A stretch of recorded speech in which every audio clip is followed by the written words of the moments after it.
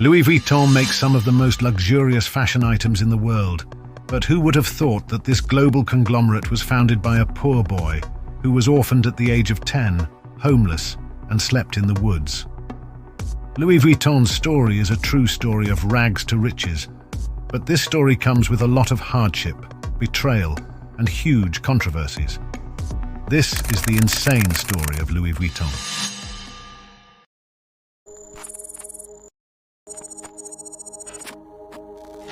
In the bustling streets of Angers, France in 1821, a boy named Louis Vuitton was born into poverty. The son of a farmer and a skilled carpenter, Louis would work on the farm to help his father from a young age, and his mother would make hats and sell them to help as much as she could.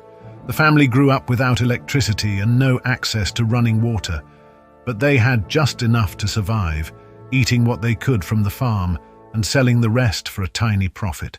And if his life wasn't already hard enough, Louis would soon be faced with even more hardship when his mother would die when he was just 10 years old. Louis's father would soon marry again, but this time it would be to a controlling woman that would make Louis's life a living hell. He would constantly get into fights with his stepmother, and soon Louis would decide to take action. He knew that to survive, he needed to leave home. With little more than a tattered bag and a dream, he set off for Paris at the age of 13. But the journey to Paris was not easy, as he had no money. Louis would be forced to walk over 200 miles, often going hungry and sleeping wherever he could on the streets or in the woods. And to survive, he would work in random jobs along the way. However, these random jobs would teach him to work with metal, stone, wood, and most importantly, fabric. And although Louis didn't know it yet, this would later be a huge reason for Louis's future success. 3 years later, at the age of 16, Louis would finally reach Paris. Paris was a city of opportunity, a melting pot of culture and innovation, and Louis was finally ready to carve out his future. His early years on the streets taught him resilience, a trait that would serve him well in the years to come.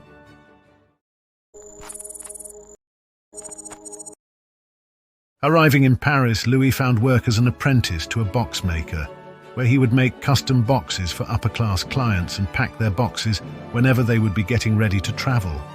There, Louis would quickly learn the craft of creating exquisite luggage. Louis would end up working there for years, and his keen eye for detail and insane work ethic would soon set him apart. He became extremely well known in the upper-class circle, to the point where he would be appointed as the personal box maker and packer of the Empress of France Eugénie, the wife of Napoleon III, who commissioned him to create custom trunks after she saw how skilled he was. At this point, one could say that Louis made it big, from being homeless a few years back to now working with royalty. But Louis had bigger dreams. He dreamed of a world where travel could be both luxurious and practical. At the age of 33 years old, a newly married Louis would decide to take what saving he has to open his first workshop in 1854. He would introduce a revolutionary line of flat-top trunks, since at the time, all the trunks had a round top so the rain could slide off. But this design had a major flaw. Because of the round design, it was impossible to stack the bags on top of each other. But now with Louis's design, you could do that, which was practical, as it saved a ton of space and allowed the packers to carry more than one bag at a time. He would also use a never-before-used material to build the bags, canvas, which not only made the bags water-resistant, but also made them lighter. Louis's creations were both practical and stylish, which grew his reputation, and soon after the success of his new product, the name Louis Vuitton was synonymous with high-quality trunks among the upper class from all around the world. His reach even went as far as getting orders all the way from the Egyptian royal families. Following his massive success, Louis would open up a new workshop just outside of Paris in 1859, where he would hire 20 employees to meet the ever-growing demand on his product. But unfortunately for Louis, as his dream was finally coming true, the unthinkable would happen, and Louis would lose everything he worked for all these years. Before we move on to the next chapter, if you enjoy this type of content, take a moment to subscribe to our channel. It helps out a lot.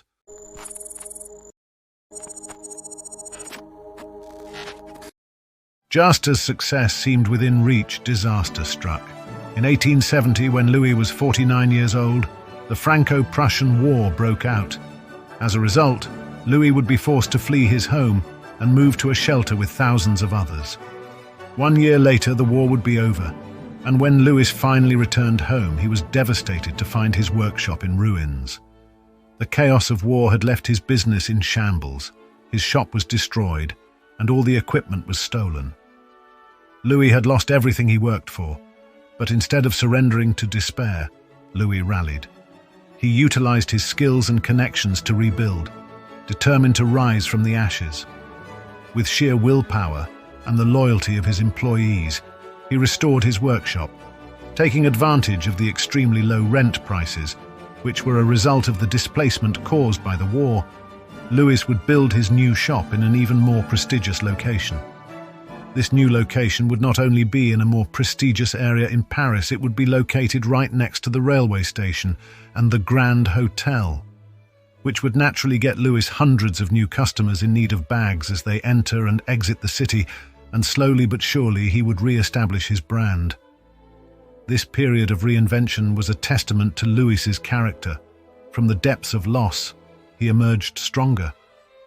At this point, the brand Louis Vuitton was so big that every brand in the industry would try to copy their designs, but the extremely high quality of Louis Vuitton would keep their customers loyal to the brand, choosing Louis Vuitton over any other rip-off version.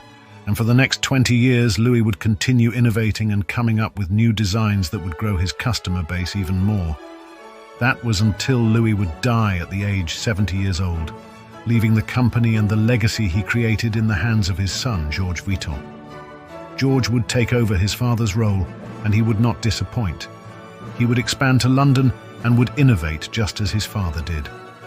George would end up creating the LV logo we all know today, using the first letters of his father's name. George would also add unbreakable locks to his bags, giving customers even more reasons to stay loyal to the brand at a time where everyone was trying to copy Louis Vuitton. The expansion would see the company growing their employees to 100 employees in the year 1900, with each employee receiving extensive training to assure that only the highest quality of bags are being produced. The company would continue to grow and would eventually get into creating smaller bags, which happened after Coco Chanel created the first dome-shaped handbag in 1925. This design would go on to be extremely successful, inspiring the company to make even more bags with such a design, and resulting in the bags we see today, which at the time were not really common, since handbags were not seen as elegant before that time. But in 1936, the company's management would change once again when George dies, and history would repeat itself when George's son, Gaston Louis, would take over after his father. Unlike his father, Gaston would not have it easy, as just a few years after he took over, World War II would start, and Gaston would be forced to shut down his factory. But this would not last for long. See, during the war, the only way to make money was by collaborating with the Nazi regime, and unfortunately Gaston would do just that. Gaston would open a fancy shop in Hôtel du Parc, which would save his company from bankruptcy. Although the company tries to hide this part of their history to this day, some would argue that Gaston did what he had to save the company. When Gaston died in 1970, a pivotal moment came in Louis Vuitton's future, with Henri Racamier, Gaston's son-in-law, who took the leadership of the company in the 1980s. Henri wasn't like the previous leaders of the company, as he brought many years of business experience to the table since he previously ran a company. Under his leadership, Louis Vuitton transitioned from a beloved French brand to a publicly listed global powerhouse that focuses on retail rather than wholesale. The company was doing better than ever with stores all over the world, and in 1987 they even reached $1 billion in sales. And with this expansion, Henri felt that it was time for a partnership, notably with Moet Hennessy, a luxury drinks company, to create the world's largest luxury goods conglomerate, LVMH. However, the partnership was fraught with tension.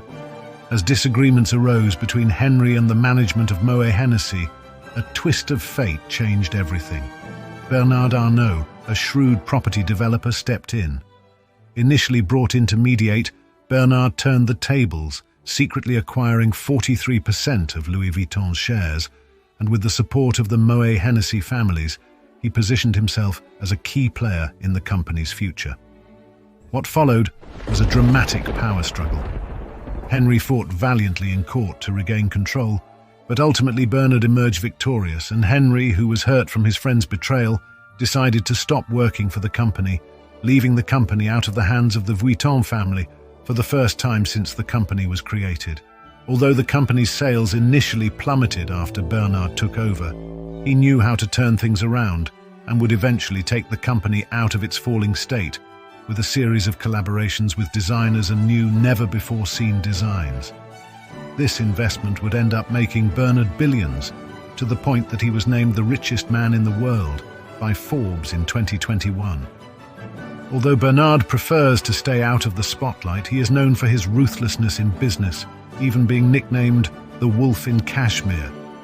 This business approach allowed the company LVMH to own 70 different brands under its name.